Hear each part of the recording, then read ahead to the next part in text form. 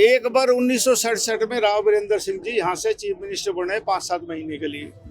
उसके बाद जब भी चुनाव होते हैं 67 के बाद, मैं तो पहला चुनाव 87 में लड़ा। 2 मुद्दों पे यहाँ चुनाव लड़ा जाता है। एक तो SYL का पानी के लिए हर पार्टी घोषणा करती है कि SYL का हम पानी लाएंगे, कोई लेके आए नहीं। तो मैंने कहा अहीर ना बने तो अहीरवाल का बन जाए।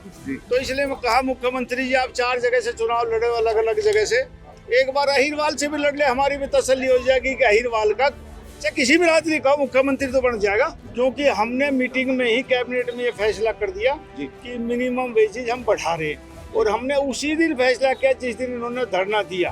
तो पहले दिन का तो मैं मान सकता हूँ जायज हो सकता है, लेकिन दूसरे दिन कैबिनेट में फैसला होने के बावजूद भी किया, तो इससे लगता है कि सुनियोजित ढंग से किया गया था। 14 से पहले इस अहीरवाल के 36 बिरादरी के लोग एक बात कहा करते कि सरकार हम बनाते हैं, लेकिन जब रोजगार का नंबर आता है, जब विकास का नंबर आता है, तो हमारा क्षेत्र उपेक्षित और वंचित किया जाता है। साथियों, मुझे और सरकारों में भी रहने का मौका मिला। 2000 पुलिस की भर्ती निकलती थी तो 1000 मुख्यमंत्री जो भी होता था अपने हल्के में, अपने जिले में ले लेता था। नायब सैनी जी का कुरुक्षेत्र में क्या जन्म हुआ, यमुनानगर में, एक बार यमुनानगर से बने, कुरुक्षेत्र आ गए, MP बन गए, फिर करनाल से MLA बने, अब नोएडा से बन गए।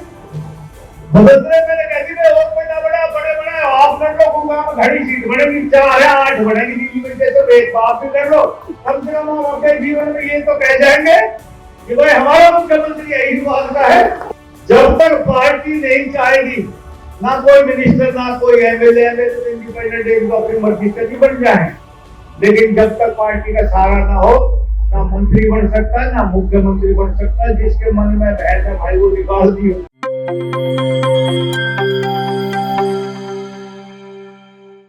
आज 14 अप्रैल को रेवाड़ी में डॉक्टर भीमराव अंबेडकर की जयंती के मौके पर आयोजित एक समारोह में उद्योग एवं वाणिज्य मंत्री राव नरबीर सिंह बतौर मुख्य अतिथि शामिल होने पहुंचे। कार्यक्रम के दौरान उन्होंने डॉक्टर भीमराव अंबेडकर की तस्वीर पर पुष्प भेंट कर उन्हें श्रद्धांजलि दी।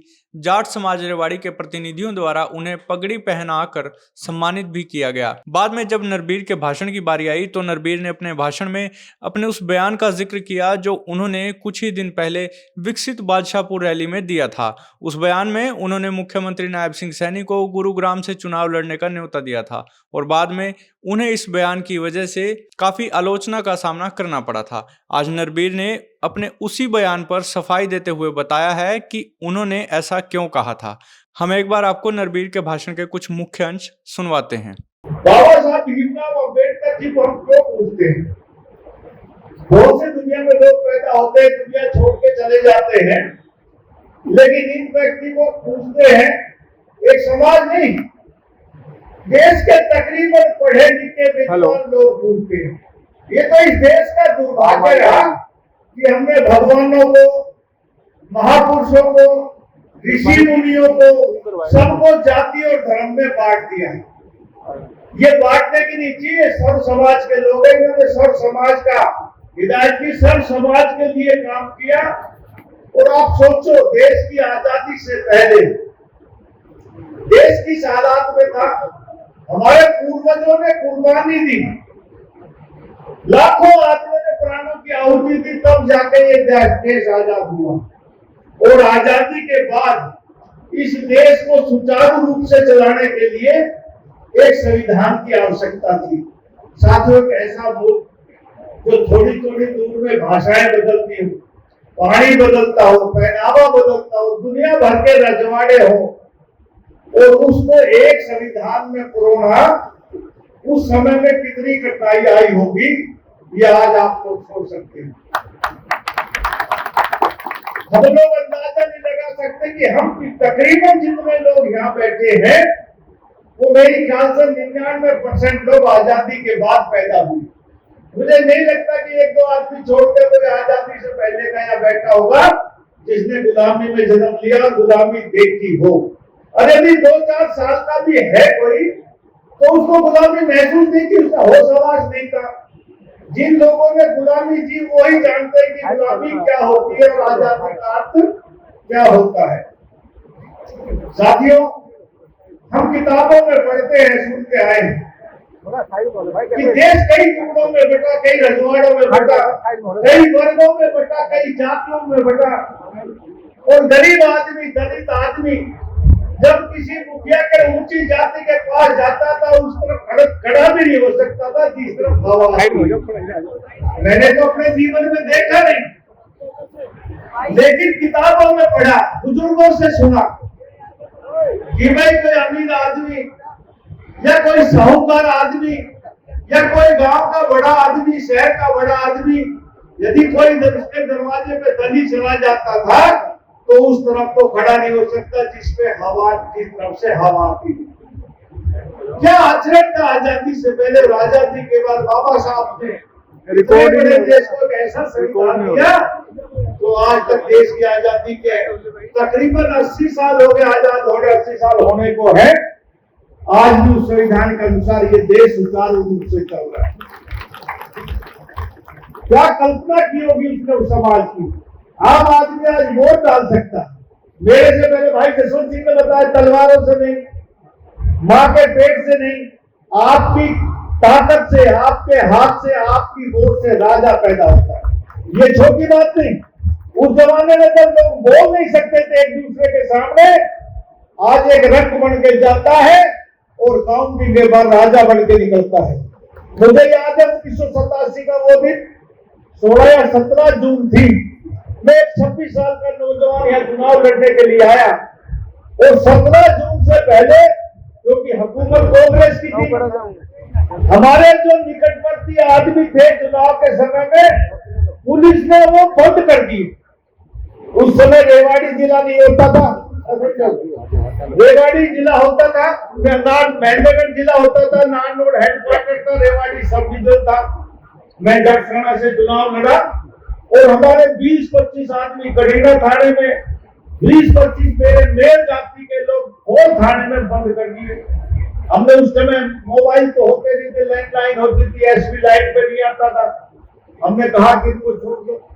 कांग्रेस का शासन था, चौधरी बंसीलाल मुख्यमंत्री थे, यहाँ अलग सरकार थी, तो उन्होंने सुनी नहीं। और जब काउंटिंग शुरू हुई शाम को 2 बजे, तो मैंने कहा मैं एक आम आदमी के तौर पर मैं काउंटिंग में नहीं गया, लेकिन जब आया अंदर से टेलीफोन कि अब आ जाओ आपकी जीत हो गई, तो मैं गया तो एकदम हालात बदल गए। जो एसपी टेलीफोन नहीं सुनता था, वो आपकी ताकत से जीत के बोनट में बैठकर लोगों को हटा। तो ये है आपकी वोट की ताकत। साथियों में किसी भी राजनीतिक हालात में रहो, कहीं भी रहो, हमारा परिवार, लेकिन एक बात हर लोग कहेंगे भाई ये बूंदपुर वाले हैं। अरे बूंदपुर रेवाड़ी जिले का है।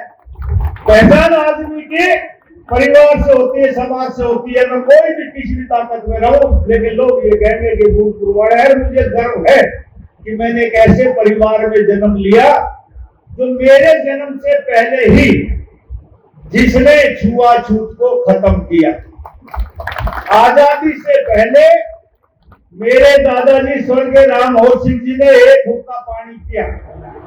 साथियों, कहने में आसान लगता है, मैं आज के दिन भी कह सकता हूं बहुत से ऐसे राजनीतिक परिवार हैं, और बहुत से नहीं, तकरीबन राजनीतिक और सभ्य परिवार है जो आज भी दलित समाज के लोगों को अपने साथ बैठकर हुक्का नहीं पिलाते। आज भी सोचिए उस जमाने में उनको ऊपर कितना कष्ट आया होगा कि देश की आजादी से पहले दलित समाज के लोगों को उन्होंने हुक्का पानी ये किया।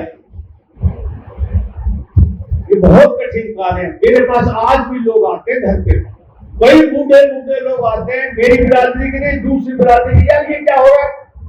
अब उस समय क्या होता है, मैंने कहा 3 आदमी लेना अपने घर जाकर पीती हो। वो मेरे घर में वाल्मीकि से लेकर ब्राह्मण तक जो बुजुर्ग होगा पहले होके में घूट वो मारेगा, जो हमारे समाज का नियम है। साथियों, कठिनाई आती है, समाज में जो परिवर्तन लाता है उसको कठिनाइयां झेलनी पड़ती है। तो बाबा साहब अम्बेडकर जी ने भी बहुत कठिनाई झेल के ये संविधान बनाया। और लोग कहते हैं, कांग्रेस वाले कहते हैं, भाई कांग्रेस ने बाबा साहब को कभी नहीं बनाया। बाबा साहब को आजाद होने के बाद बिना कांग्रेस में मिनिस्टर बने, सरकार कांग्रेस के उनकी बनी, चुनाव के बाद तो बाबा साहब को टिकट भी नहीं दिया। ये मैं नहीं करा, मैंने किताबों में पढ़ा है। अभी बाबा साहब को कांग्रेस ने पढ़ पाया नहीं, और मेरा सौभाग्य में 3-4 महीने सरकारी काम से अभी नागपुर गया, मैं उस दीक्षा स्थल को भी देख आया और बैठ के आया। कभी आपको भी सौभाग्य प्राप्त हो तो जाके बैठना, आपको आत्मीयता शांति मिलेगी वहां बैठ के जहां बाबा साहब ने दीक्षा ली थी। ये सब भारतीय जनता पार्टी की सरकार है। मेरे से पहले प्रोफेसर साहब बोल रहे थे कि भाई दलित समाज का बीसी लगना चाहिए। ईमानदारी से मुझे नहीं पता कितने बीसीएल कितने कुछ काम के लग रहे, दलित का लग रहा नहीं। प्रोफेसर साहब, मैं आपकी बात 2-3 दिन में ही जरूर कैबिनेट में चर्चा करूंगा, मुख्यमंत्री जी से चर्चा करूंगा कि ऐसा नहीं होना चाहिए। ये जो आपकी बार अचंबा आप लोगों ने किया कि लगातार हरियाणा की जनता ने तीसरी बार भारतीय जनता पार्टी की सरकार बनाई, इसका भी मैं आभार व्यक्त करता हूं। साथियों, हरियाणा की जनता को उम्मीद कम थी, और हरियाणा के इतिहास में ऐसा कभी हुआ भी नहीं कि लगातार एक दल तीसरी बार सत्ता में आया हो। ये आपका आशीर्वाद, आपका सहयोग, आपका समर्थन ही माननीय नायब सैनी की अध्यक्षता में चुनाव लड़ा और तीसरी बार भारतीय जनता पार्टी की सरकार इस प्रदेश में बनी। और नायब सैनी जी का भी ध्येय है कि लोगों ने मुझे पूर्ण बहुमत की सरकार दी है, और हर आदमी ने, बिरादरी ने हमारा समर्थन और सहयोग किया है। और मैं दक्षिण हरियाणा की तरफ से कह सकता हूं कि इन तीनों चुनाव में 14, 19 और 24 लोकसभा और विधानसभा के चुनाव में इस इलाके के लोगों ने भरपूर समर्थन और सहयोग भारतीय जनता पार्टी का किया। ये सरकार आपके द्वारा बनाई गई है और आपके द्वारा ही चलाई जाएगी। जो इलाके की बहबूदी के काम होंगे, और आप सोचो 14 से पहले इस अहिरवाल के 36 बिरादरी के लोग एक बात कहा करते कि सरकार हम बनाते हैं, लेकिन जब रोजगार का नंबर आता है, जब विकास का नंबर आता है, तो हमारा क्षेत्र उपेक्षित और वंचित किया जाता है। क्योंकि जो मुख्यमंत्री बनता था वो अपने जिले में या आसपास के जिले में विकास और तकरीबन रोजगार अपने इलाके में ले जाता था। साथियों, मुझे और सरकारों में भी रहने का मौका मिला है। 2000 पुलिस की भर्ती निकलती थी तो 1000 मुख्यमंत्री जो भी होता था अपने हल्के में, अपने जिले में ले लेता था। बाकी थोड़े जो उसके नजदीक होते थे एमएलए उनको देता था, बाकी 5-5, 4-4 एमएलए को राजी कर देता था। लेकिन भारतीय जनता पार्टी की 2014 में केंद्र और प्रदेश में सरकार बनने के बाद माननीय मनोहर लाल जी ने फैसला किया कि योग्यता के आधार पर नौकरी देंगे। बुरा मुझे नहीं लगा कि कई सालों में नंबर आया है मंत्री बनने का, और वे रोजगार हमारे कहने से नहीं देंगे, जब कैसे राज चलेगा, कैसे लोगों को खुश कर पाएंगे। लेकिन सही बात यह है, जो फैसला उन्होंने किया, आप रिपोर्ट देख लेना, मैं ऑन रिपोर्ट कह रहा हूं, जितनी भर्तियां 2014 से 31 मार्च 2026 तक हुई हैं, सबसे ज्यादा रोजगार इस अहिरवाल के लोगों को मिला है। कोई भर्ती उठा लेना, इसलिए मिला कि योग्यता के आधार पर नौकरी चालू हो गई। शिक्षित हम पहले भी थे, लेकिन ना खर्ची थी ना पर्ची थी। पैसे देने वाले लोग भी थे तो लेने वाले नहीं थे, और कोई ले भी लेता था तो लगवाता नहीं था, पैसे वापस नहीं करता था। इसी लोगों का भरोसा टूट गया और हम घूमते रहते थे उन सिफारिशों के पीछे। आज आप इंटरव्यू दे के आते, शाम तक रिजल्ट आ जाता है, चाहे एससीएस का रिजल्ट हो, चाहे छोटे से छोटे 4th क्लास का रिजल्ट हो। कोई आदमी ये नहीं कह सकता कि मैं सिफारिश या मैं पैसे के आधार पर नौकरी लगा हूं। ये सबसे बड़ी खासियत बीजेपी पार्टी ने दी है, जो अहिरवाल के लोगों को सबसे ज्यादा रोजगार दिया है। और जहां तक साथियों विकास की बात है, मेडिकल कॉलेज हम लाए, एम्स हम लाए, यूनिवर्सिटियां हम लाए, नए नए हाईवे हम लाए, आईआईटी हम बना रहे हैं, लॉजिस्टिक हम बना रहे हैं, दुनिया भर के एलिवेटेड, दुनिया भर के अंडरपास, दुनिया भर की कनेक्टिविटी, दुनिया भर के कॉलेज। जो कभी 70-50 साल के इतिहास में कांग्रेस शासन में नहीं हुआ, वो 11 साल के शासन काल में भारतीय जनता पार्टी ने दिया इस इलाके में। और बहुत से ऐसे काम हैं जो आपको इन 4 साल बचे होते हुए दिखाई देंगे। नरवीर सिंह की सरकार में मंत्री एक ही बात का विश्वास दिला के जाता हूं कि जिस इच्छा और उम्मीद से आप लोगों ने भारतीय जनता पार्टी की सरकार को बढ़ाया है, उस इच्छा और उम्मीद से भी ज्यादा सभी वर्गों के काम ये नायब सैनिक की सरकार करेगी। देश और दुनिया में मोदी जी ने जो काम किए वो आज दुनिया के बड़े बड़े राष्ट्राध्यक्ष नमन करते हैं और कहते हैं कि मोदी जी जैसा व्यक्ति है इस देश में पैदा हुआ जिसने इतिहास बदल दिया इस हिंदुस्तान का। आज बड़े बड़े राष्ट्राध्यक्ष लड़ाई करते हैं तो कामना करते हैं कि मोदी जी यदि कह देंगे तो हमारा फैसला हो जाएगा। पहले भारत का प्रधानमंत्री बाहर जाता था, कोई नहीं जानता था कहां गया कब आया, लेकिन देश का प्रधानमंत्री अब जाता है तो 1 महीने से पहले आवाज आने लग जाती है कि भारत का प्रधानमंत्री फला देश में आ रहा है। आप उसकी रोज की काम देखते हैं और आने के बाद भी उनका पता लगता है कि देश में आया है और ये शब्द होते और ये फैसले देश के हक में करके आया है। ऐसा प्रधानमंत्री इस देश को भारतीय जनता पार्टी ने दिया। और भाई नायब सैनी जी तो मेरे साथ 14 से 19 लोकसभा के चुनाव तक वो मंत्री रहे।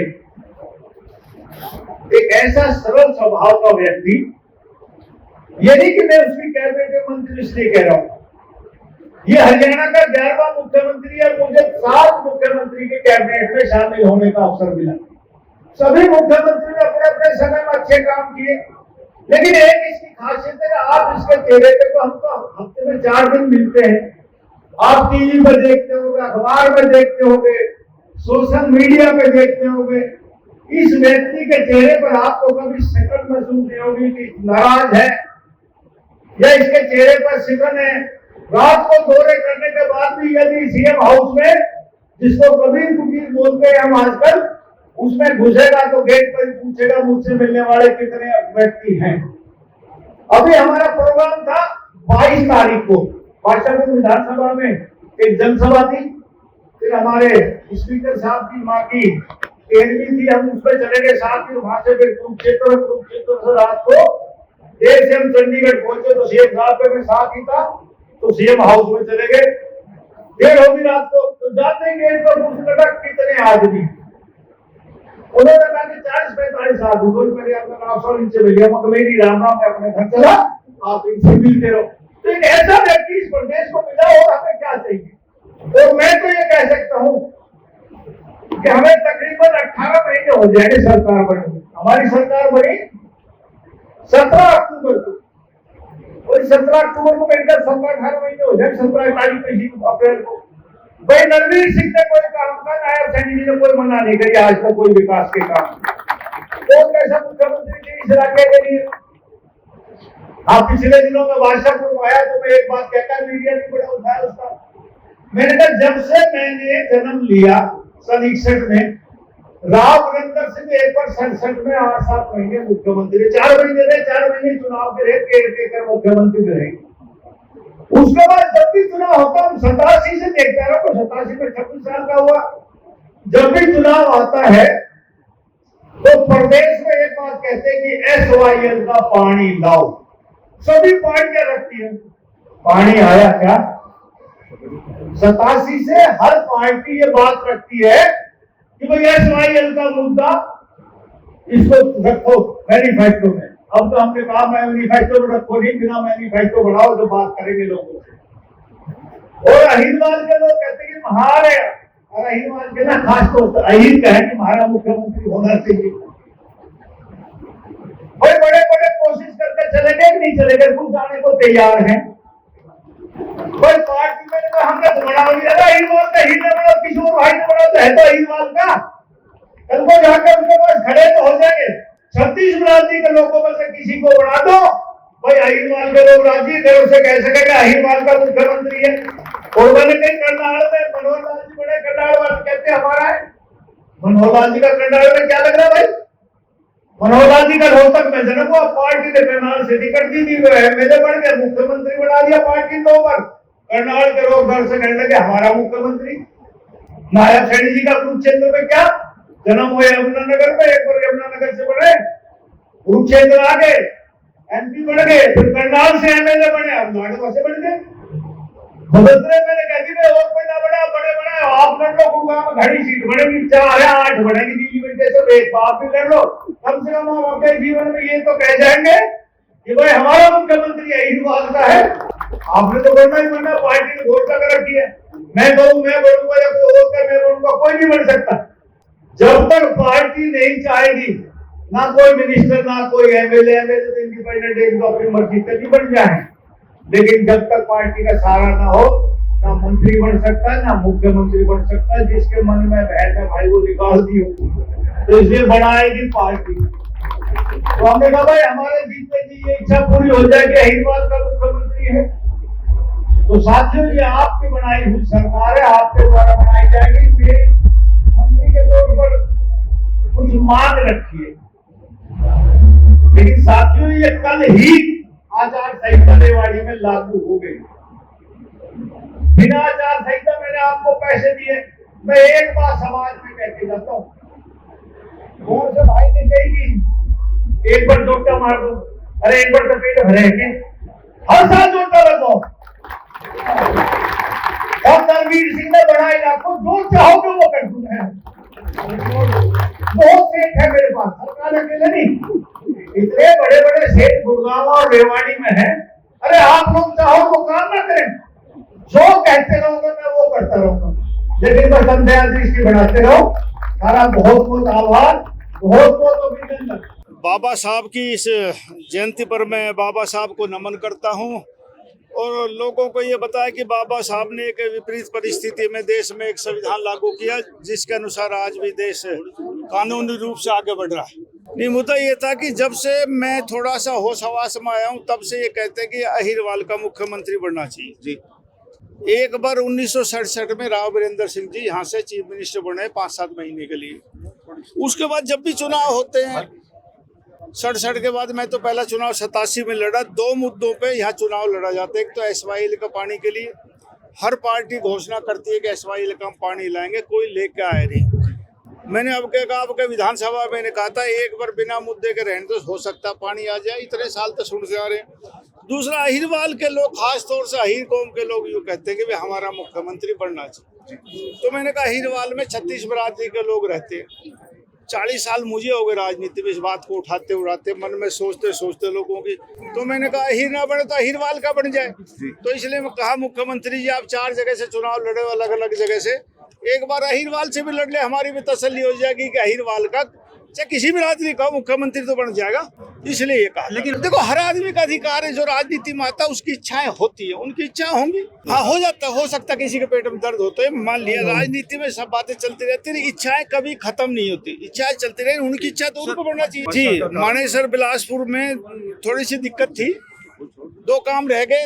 एक राठीवास का और यहाँ का चल रहा है काम। मानेसर बिलासपुर में काम चल रहा है, लेकिन धीमी गति से चल रहा है। मुझे लगता है कि सुनियोजित ढंग से वो किया गया। वैसे अब हड़ताल नहीं है, लेकिन जो भी हो दुर्भाग्यपूर्ण हुआ, क्योंकि हमने मीटिंग में ही कैबिनेट में ये फैसला कर दिया कि मिनिमम वेजेज हम बढ़ा रहे हैं, और हमने उसी दिन फैसला किया जिस दिन उन्होंने धरना दिया।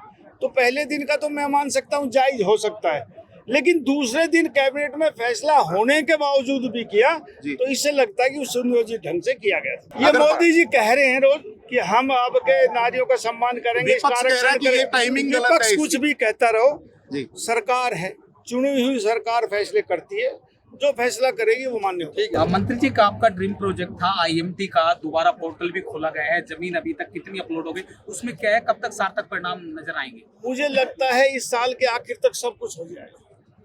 अब टाइमलाइन 2 महीने में हो जाएगा, 2 महीने में हो जाएगा, लेकिन बहुत जोर शोर से काम चल रहा है। और जब आपने कहा, सवाल ही पूछा कि मेरा ड्रीम प्रोजेक्ट, तो मेरा ड्रीम प्रोजेक्ट पूरा ही होगा।